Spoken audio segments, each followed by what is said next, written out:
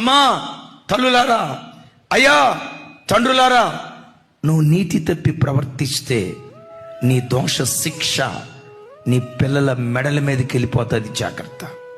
ఒకవేళ నువ్వు అనుకోవచ్చు, నాకేముందండి, వయసు ఉంది, అందం ఉందండి, చిన్న వయసులో మంచి ఉద్యోగం వచ్చిందండి, నెలకొచ్చి 50,000 రూపాయలు, 1,50,000 రూపాయలు జీతం అండి, అందం ఉందండి, ఆ అమ్మాయి రమ్మంటుందండి, ఈ అమ్మాయి రమ్మంటుందండి, ఆ అమ్మాయి ప్రపోజల్ పంపించిందండి, నా అందానికి వాళ్ళు ఫిదా అయిపోయారండి. తిరుగో.